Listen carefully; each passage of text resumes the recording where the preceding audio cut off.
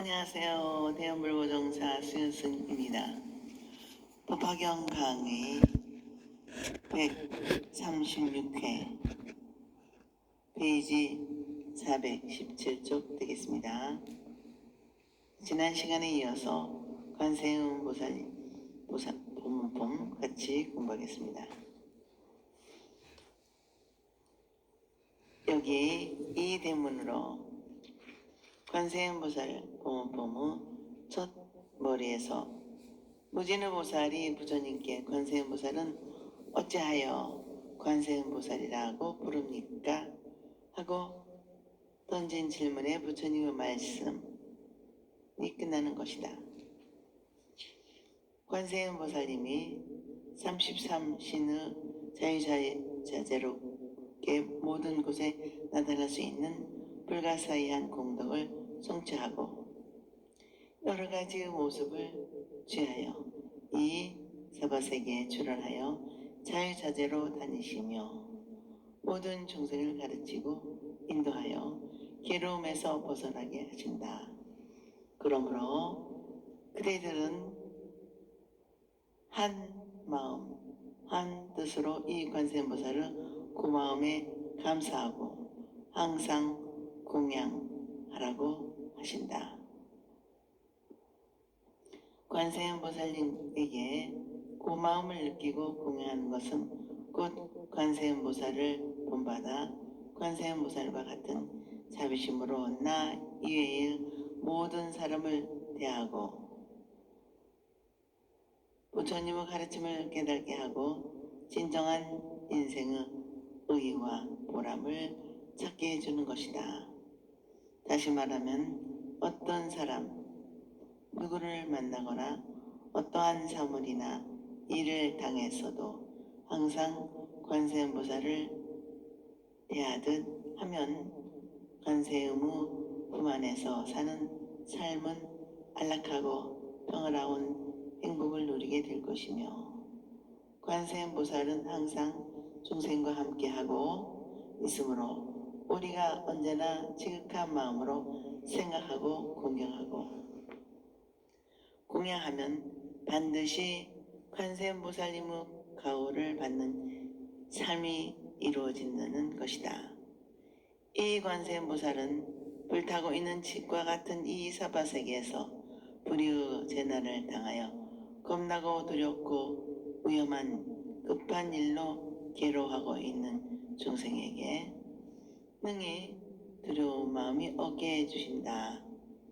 그러므로 사바세계에 살고 있는众生들은 이 관세음보살을 가르쳐 두려움이 없게 해주시는 분, 두려움이 없는 것을 베푸는 분이라고 부른다고 부처님께서 무진의보살에게 말씀하신다. 이 사바세계의众生들은 자기의 본의의 욕망을 종족시키는 것이 행복이라 믿고 있다. 그러므로 항상 무엇인가 바라고 원하는 마음으로 살아가면서 모자란다고 결집증, 불안, 불만족의 아픈 신음소리를 절개한다. 변화무상한 현실에서 불의의 재난을 당하거나 생명의 위험 같은 두려움에 몸서리칠 때가 많다. 자기의 욕망이 낮은 고뇌의 흐름에 휩쓸려 자기를 지키지 못하고 발을 구르며 몸서리친다. 자기가 자기를 지키지 못하고 자기가 자기를 구할 수 없는 위급한 경우에 관세음보살님의 이름을 부르고 관세음보살님의 불가사의한 위신력을 생각하면 내 영혼의 어머니이신 관세음보살은 곧 우리들을 두려움으로부터 구해주시는 것이다. 관세음보살을 부르고 생각하는 것은 자기의 마음을 바로잡고 세상에 대하여 바라는 마음을 버리는 용기를 일깨우고 관세음보살과 같은 자비로운 일을 생각하는 것이다. 또한 관세음보살에 대한 절대적인 신앙은 나의 삶 전부를 관세음보살에게 바치고 맡기는 것이므로 다 바치고 맡겨버린 나는 없고 내가 없는데 두려움의 본내는 어디에 있겠는가? 죽고 사는 것까지 다 바쳐 생사에 대한 두려움이 없는 경지가 이루어질 것입니다. 이것이 곧 관세음보살께서 우리를 구원하시는 것이며 생사를 채워 깨달은 깨달음을 일 것이다. 우리 모두 내 영혼의 어머니이신 관세음보살님께 모든 것을 다 바치고 맡겨둔 그대로 살아가는 삶을 살아갑시다. 오문 번역.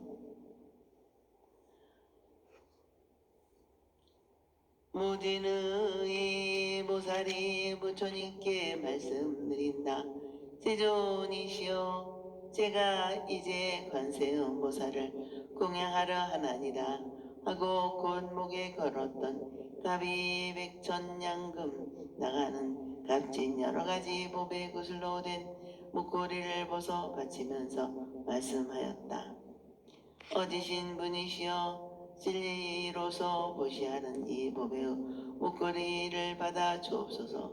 그때 관세음보살이 이를 기꺼이 받지 아니라고 하시거늘 무진의 보살이 다시 관세음보살에게 말씀드린다.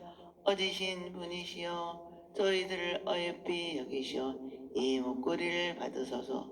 그때 부처님께서 관세음보살에게 이르시되 이 무진의 보살과 사부대중과 하늘, 용, 야차, 건달바, 아수라, 긴나라, 마구라 등 사람과 사람 아닌 이들을 어여삐 여겨 이 목걸이를 받으라고 하시니 곧 관세음보살이 모든 사부대중과 하늘, 용 등 사람과 사람 아닌 이들을 어여삐 여기시고 그 목걸이를 반으로 나누어 하나는 서가모니 부처님께 올리고 하나는 다부 요래의 답에 올렸다. 부처님께서 이르시되 무진이와 관세음보살은 이와 같은 자제로운 신통력을 가지고 사바세계에 나타나시어 다니느니라. 나무 아미타불. 나무 아미타불. 나무 아미타불.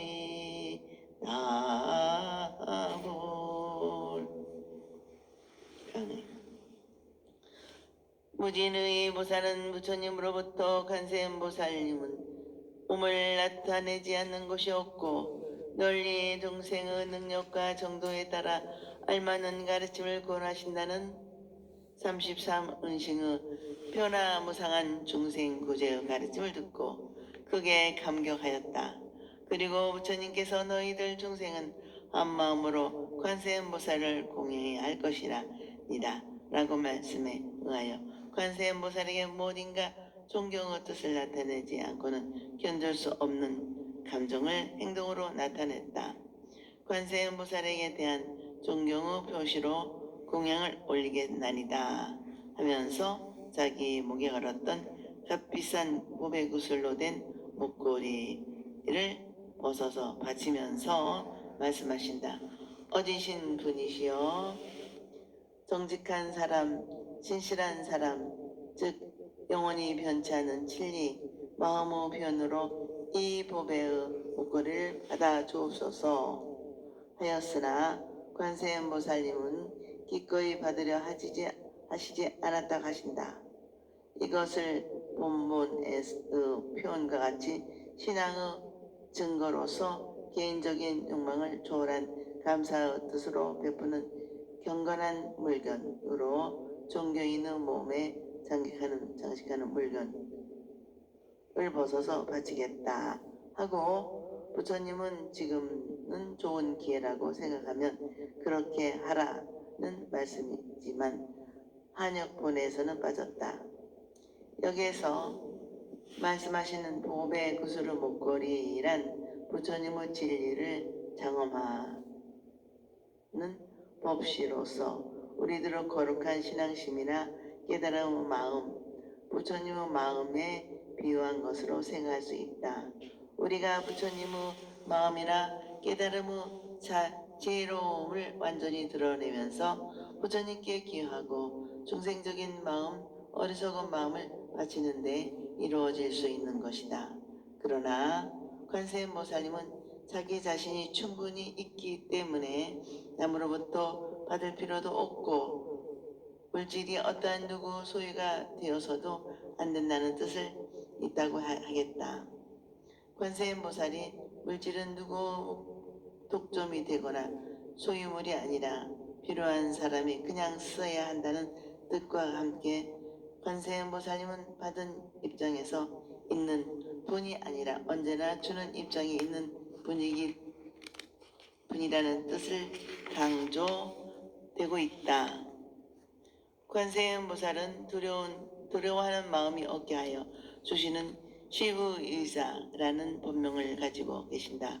관세음보살은 항상 우리에게 두려움이 없는 것을 베풀어 주시는 분이기 때문에 무진의 보살로부터 공양을 받으면 자기의 수행으로서 두려움이 없는 것을 베풀어 주는 대가를 받거나 보수를 받는 형태가 되지식인 것이다. 보시라는 것은 상대방에게 아무런 대가도 바라지 않고 준다는 생각을 또 없이 베푸는 것이다. 보시는 결국 자신을 위한 수행의 일환으로서 내가 누구에게 무엇을 준다는 생각이 있으면 보시는 완전한 것이 될 수 없다. 관세음보살이 중생의 두려운 마음을 제거해주는 대가나 보수로 받는 것처럼 보일 위험가 있을 것이다. 보살이 중생에게 베푸는 것은 아무것도 바라는 것이 없이 베풀고 베푸는 그 자체가 즐거운 일이기 때문에 보수나 대가란 바로 그 가운데 있는 것이다. 마치 아들, 딸을 기르는 것을 받아 기르는 그 자체가 즐거움이요 보람인 것이지 달리 무엇을 바라고 낳아 기르는 것이 아니다. 다만 바르게 기르고 훌륭하게 기르는 그기에 자기의 보람이 있는 것과 같이 관세음보살도 무진의 보살이 바치는 목걸이를 기꺼이 받지 않을 것이다. 받지 않으려고 사양하는 그 마음이 참으로 거룩합니다. 그러나 상대편의 마음을 즐겁고 편안하게 해주기 위한 받는 것도 자비입니다. 그러므로 다음에는 부처님의 당부가 곧 무진의 보살의 간절한 마음으로 있게 되고 무진의 보살의 뜻이 부처님을 통해서 부처님의 말씀으로 나타낸다. 만약 관세음보살이 공양을 받아주지 않으면 중생들은 보시의 공덕을 치울 수 없습니다. 중생들이 보시할 수 있는 기회를 만들어 주기 위한 복전을 제공한다. 그래서 무진의 보살이 바치는 목걸이를 받는다는 말씀이 계속된다. 관세음보살이 무진의 보살이 보배의 구슬로 만든 목걸이를 바치는 목공양을 사양하시고 거절하시므로 무진의 보살이 다시 또 간절한 마음으로 받아주기를 청하신다. 어지신 부진시여 저희들을 어여삐 여기시어 이 목걸이를 받아 주옵소서 하고 받아주시기를 애원한다. 무진의 보살은 자기 혼자만이 아니라 이 보시 공양을 원하는 많은 중생들을 대표하고 있음을 암시하고 있다. 베푸는 사람이 더욱 교묘한 마음의 자세로 받아주시기를 간청하고 있는 것은 우리들은 물질로 말미암아 인색한 마음, 탐욕하는 간절하는 마음이 생기고 이러한 마음 때문에 나와 세상을 바르게 보지 못하고 진실에 눈뜨지 못하고 눈먼 장님처럼 혼미한 방황을 하고 있사오니 저희들이 물질로 베풀어 번뇌를 일으키는 마음을 버리게 하여 관세음 보살 당신과 같은 부처의 길을 가게 하여 주옵소서 하는 것이며 우리 중생들이 보시하는 기회를 관세음 보살이 만들어 달라는 것이며 이 보시를 통하여 중생적인 마음을 배우겠다는 것이다. 주는 사람과 받는 사람이 서로 양보하고 서로 존경하면서 물질을 주고받는 아름다운 이야기는 오늘의 현실에서는 참으로 꿈 같은 이야기입니다. 주는 사람과 물질과 받는 사람, 이 세 가지 사이에 벌어지고 있는 순수한 영혼의 대화는 나와 너, 우리 모두 완전한 성숙을 가져오게 된다. 그러므로 예로부터 진정한 보시가 되게 하기 위해서는 주는 사람, 받는 사람, 양자 사이에 있는 물질의 그 자체가 깨끗하지 않으면 안 된다고 이 셋이 청정한 보시, 즉 삼륜 청정의 보시를 강조하였다. 주는 사람의 마음이 깨끗해야 되는 것은 물론 받는 사람도 비굴한 마음이 없어야 된다.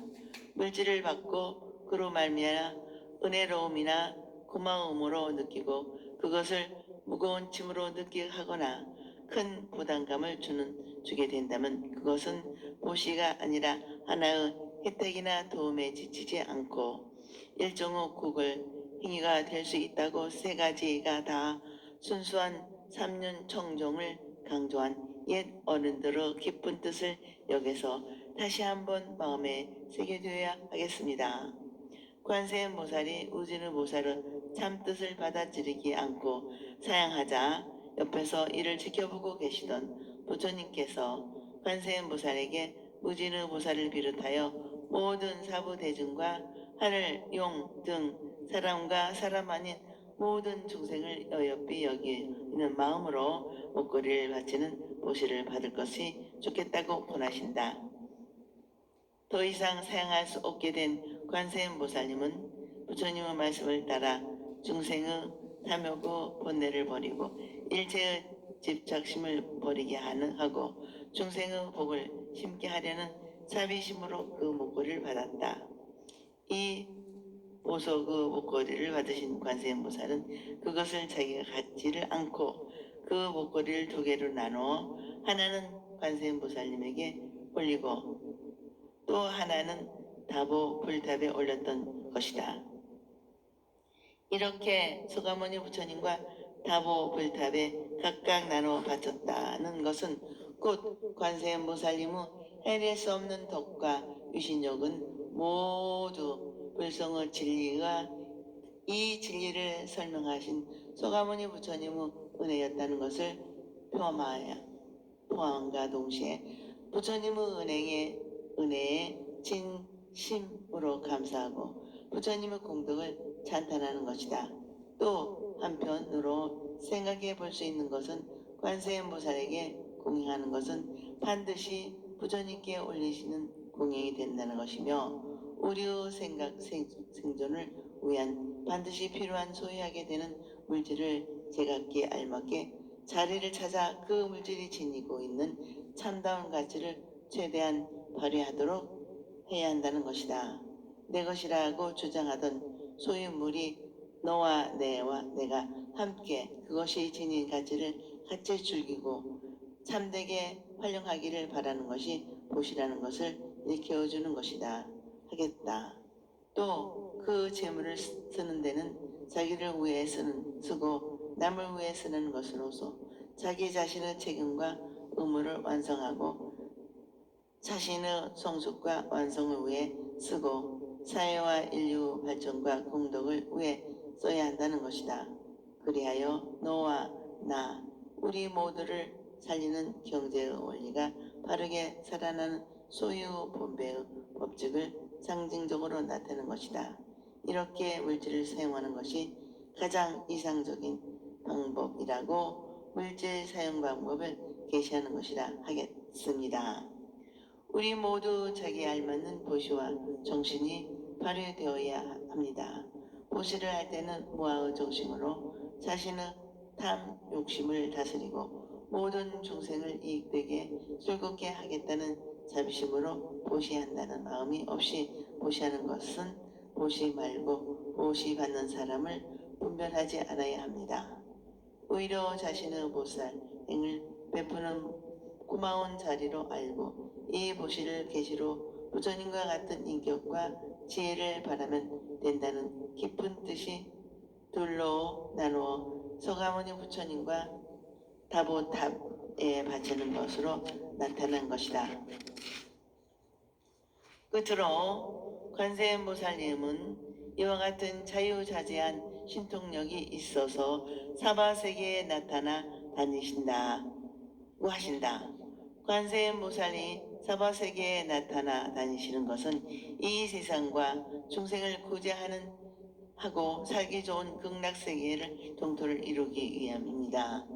이와 같은 거룩한 불사를 위해서 어떤 일에도 얽매이지 않고 자유자재로 자기의 뜻을 실천한다는 말씀이다.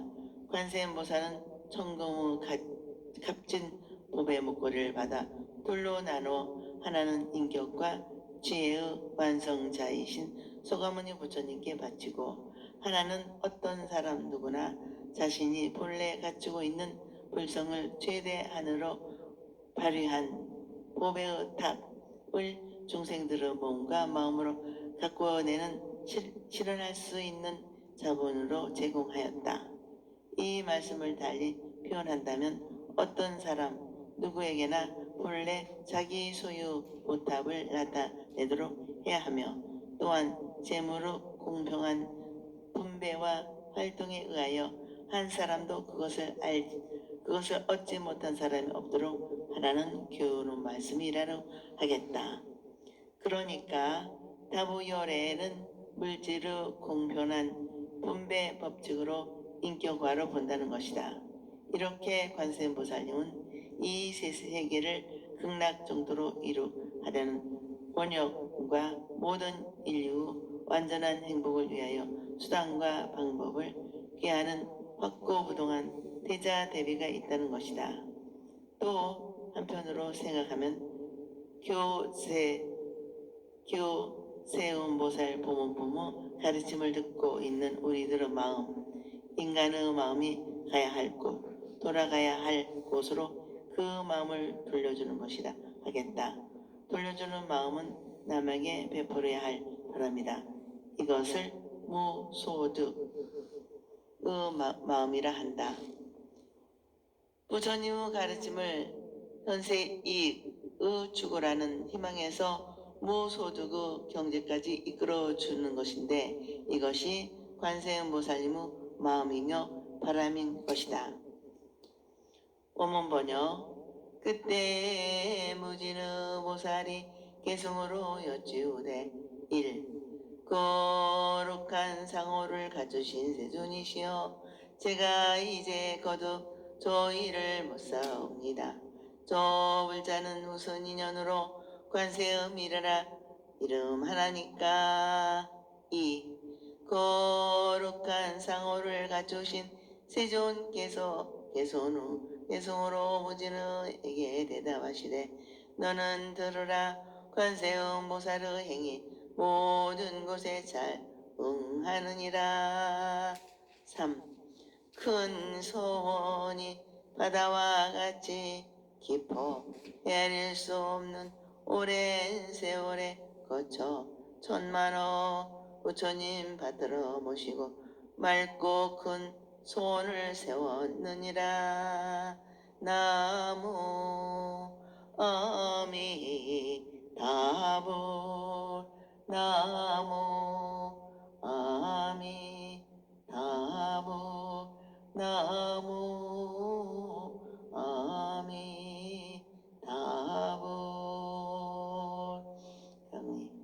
앞으로 이어질 찬가의 실기는 본문의 요점을 기약하고 편리하게 요약한 것이다. 부처님 시대에는 입에서 입으로 말로 전하고 마음으로 가르치고 입에서 귀로 전달되어 기억하기 때문에 기억하기 편리하도록 짧고 간결한 시구가 필요하였다. 그래서 아주 오랜 법문은 오직 개송만으로 성립되어 있기도 하고 하다. 이 부무 개송은 예로부터 세종계 보문계라는데 앞으로 과목 해설에서도 말씀드리와 같이 구바라줍이 번역한 이 묘연화경 보문품에서는 이 개송이 없다가 후세의 이 세종계에서는 첨가하여 현재와 같은 형태가 되었다. 그러나 이 보훈법문에서는 36기절만 있지만 법문에서는 33기절로 되어 있다. 여기에는 26기절을 물론 33기절 모두를 살펴보기로 합시다. 무진의 보살이 자기 목에 걸렸던 목걸이를 벗어 관세음보살에게 바치려 했으나 관세음보살님은 기꺼이 받지 않고 사양하다가 부처님의 공고로 받아 둘로 나누어 서가모니 부처님과 다보 불탑에 각각 받들어 올렸다는 말씀이 끝난다. 부처님의 가르침이 관세음보살의 구체적인 행동으로 나타나 거룩한 모습을 마음속에 깊이 새긴 무진의 보살은 새로운 각오로 출발하기 위하여 부처님께 계속으로 질문하신다. 거룩한 모습을 갖추신 세존께 제가 거듭 여쭈옵나이다. 불자는 무슨 인연으로 관세음보살이라 이름하나니까 에서 거룩한 모습이란 부처님이나 보살들에게 신체적인 모습에 나타난 거룩한 모습, 즉 아름다운 외관적인 모습인 30 이상 80종호를 말씀하는 것이며, 육체는 마음의 그림자이므로 거룩한 지혜를 갖추신 부처님의 자비가 아름다운 육체적인 모습에 빛나고 있다는 찬탄의 말씀이다. 이 거룩한 모습은 몸과 마음이 함께 맑고 아름다운 것인데, 겉으로 나타난 밖의 모습보다 그 안에 감춰져 있는, 숨겨져 있는 존귀한 인간성이 본래 감추고 있는 그대로 언동이나 모습에 풍겨나오는 상태를 말하는 것이다. 관세음보살은 곧 역사적인 실존 인물이 아니라 부처님의 깨달음의 내용과 그 깨달음에서 생기는 인간의 바람을 표상한 것이 하나의 인격체로 표현한 거룩한 보살의 모습이다. 그러니까 서가모니 부처님의 가르침이 관세음보살님의 행동으로 되어 나타나는 것이다. 그것이 앞에서 설명된 33가지의 모습으로 모든 중생의 정도에 알맞게 나타나는 것이다. 무진의 보살은 관세음보살님의 일을 더욱 분명히 하는 것이 곧 부처님을 확실히 알고 부처님의 가르침을 자기의 일로 나타내는 관세음보살과 같이 되도록 하는 것이라 믿고 자기와 오늘의 우리들의 새로운 출발의 제기를 위한 질문을 하고 있는 것이다. 우리들 자신 속에 계신 관세음보살님을 살려내어 스스로 생활에 관세음보살과 같은 능력의 구현자가 되고자 하는 수행 정진을 다짐하는 말씀으로 보아도 될 것이다.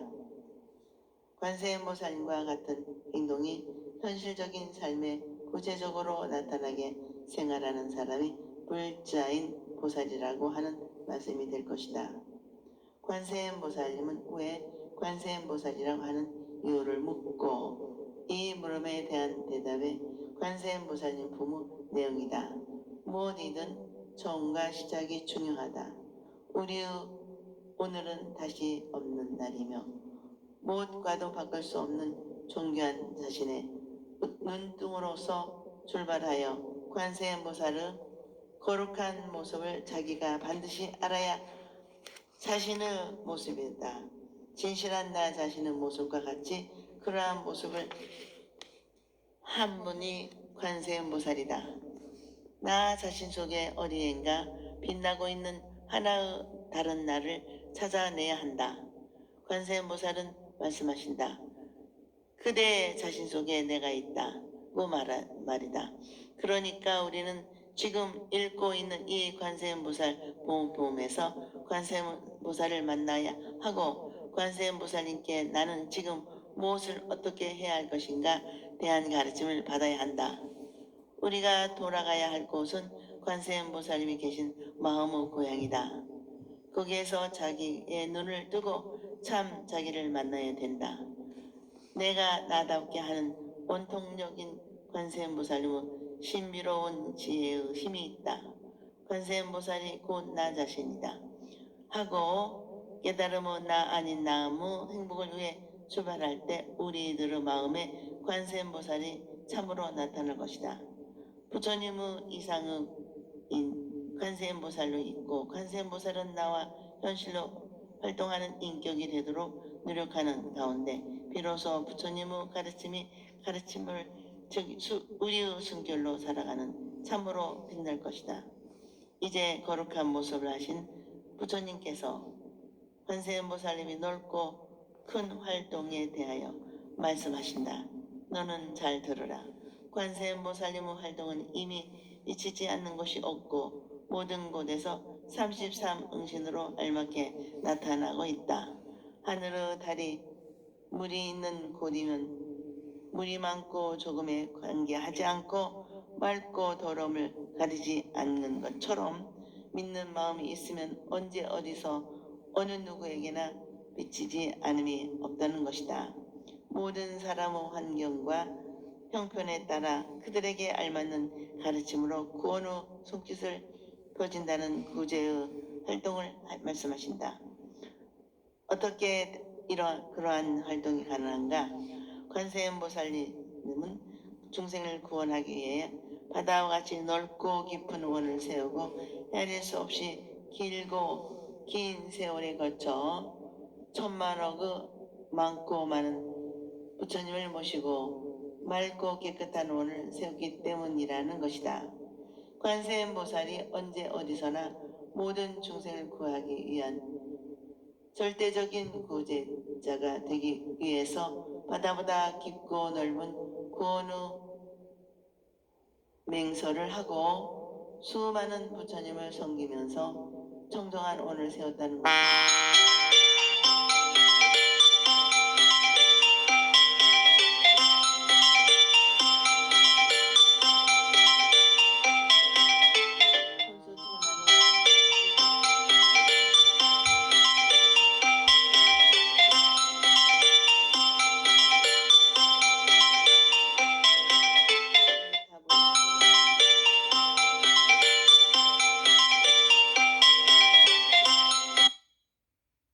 여기에 등장하는 관세음보살은 10가지의 큰 소원과 6가지 원이 있다. 그러나 이와 같은 부처님과 보살의 원은 결국 사홍서원이라는 4가지의 원에 요약된다.